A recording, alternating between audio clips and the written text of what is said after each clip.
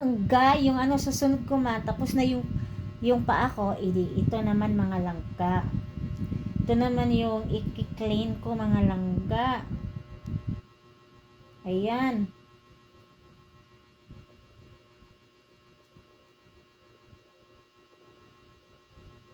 Lilimpyuhin ko din to na kahit papaano mawawala yung mga ganito. Oh, ganyan. Kasi ano yan eh. Mabaga na siya, anong Tagalog ng magbaga? Kumakapal yan. Ayan, pag hindi mo kukunin,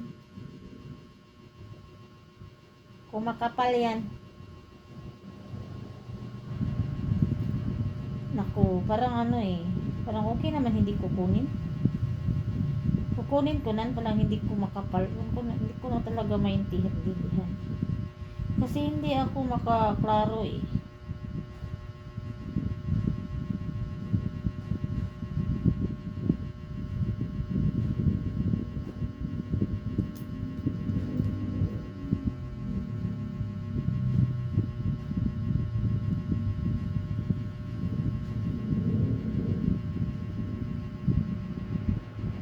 Ayan, nakapokus na ako dito. Hindi na ako nagsasalita.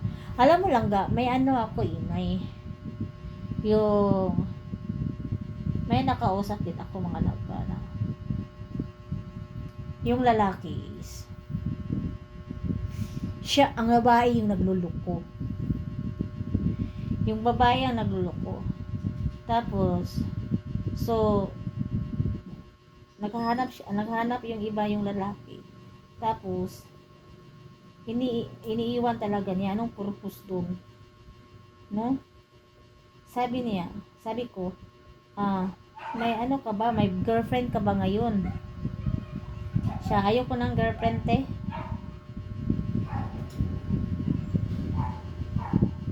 Lulukuhin ko yung mga babae, yung tikim-tikim lang lulukuhin ko din.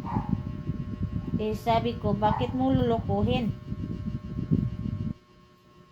Sabi niya, niloko ako ng asawa ko eh. Kaya mangluloko din ako. Alam mo lang huwag yung gawin yan sa mga lalaki, no? Huwag niyo talagang gawin yan. Kasi, wala talagang maidudulot yung panimalos, yung revenge sa ating kapwa. Lalo na kapag puso na ang pag-usapan. Lalo ka lang magkagulo at hindi ka makakahanap ng matinong babae. Sabi ko nang ganun. Hindi siya nagsalita.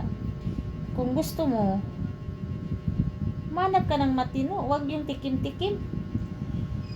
Kasi, lalo na kapag titikman mo lang, tapos paano kung mabubuntis?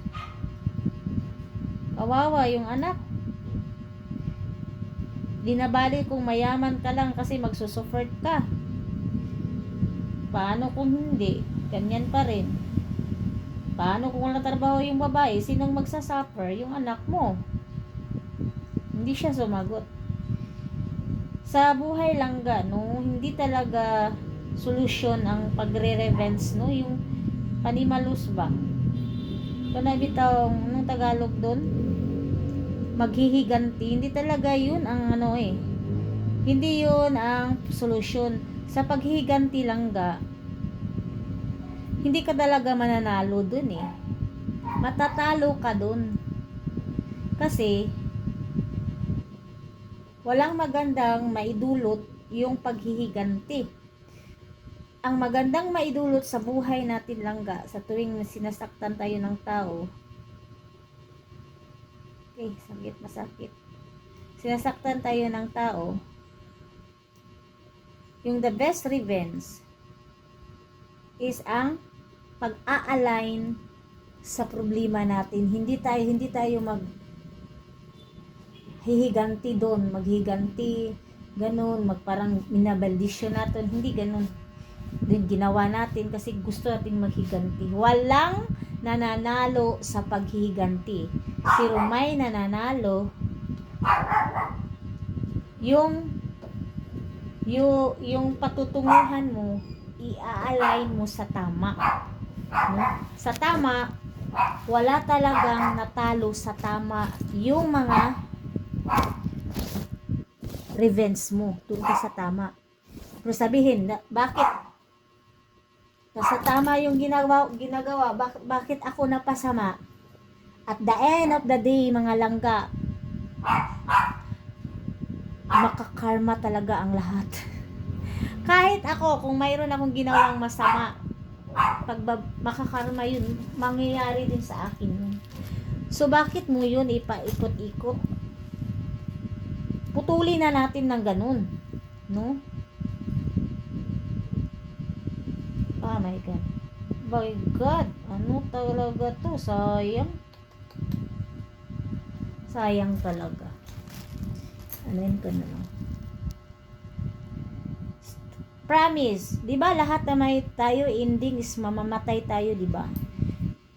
Kaya, bakit natin i-invest sa malulungkot na pangyayari ang ating buhay, no? Kapag iyon ko ba yung mga tao, kahit ako nun, nakarealize na kasi ako dire, kung pangit ang pangyayari, magulo ang pangyayari, lagi tayong nafo-focus dyan. Malulungkot tayo, masasaktan tayo, wala tayong gana. Depende, yung iba magre-revenge, maghihigante, aabot ng nako, buhay na talaga yung pinag-uusapan. Wala talagang katapusan eh. Doon, yung buhay natin doon na lang sa kaguluhan. Pwede naman yun ibasura. Pwede naman, hindi ko na entertainin yun. Hindi ko naman ikakayaman o ikakaunlad o ikakasolve ng problema ko yun. Iwanan, hindi entertainin. Hayaan. Pumunta tayo sa saan tayo maging happy. Yung saan tayo maging maligaya. Yung buhay natin maa-align sa tama. Yung katahimikan. Yun ang revenge. Talaga. Yung kuko ko, agay, sayang. Kailangan ko talagang putulin. Kasi, hindi siya tama. No? Talaga.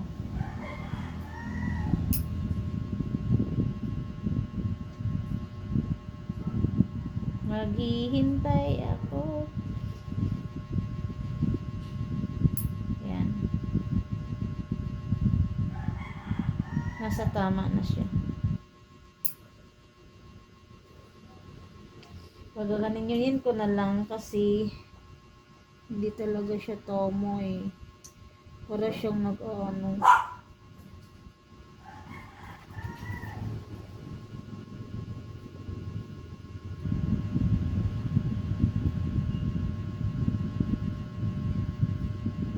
Ito talaga tong kamay ko. Yung kuko ko. Okay. Hindi ko na lang yun. Ganun baka maano pa ako. Band-aid mamaya. Bibili na lang ako ng band-aid.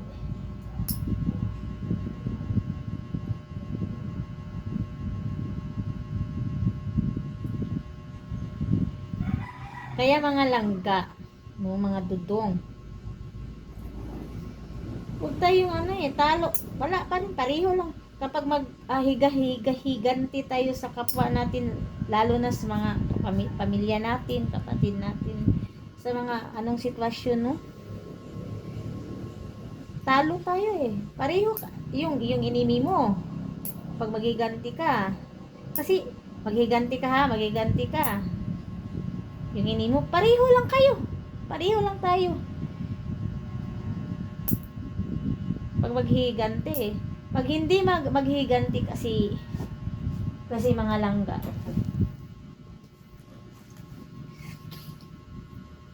Yung buhay natin i-align talaga sa tama langga. Hindi tayo talunan.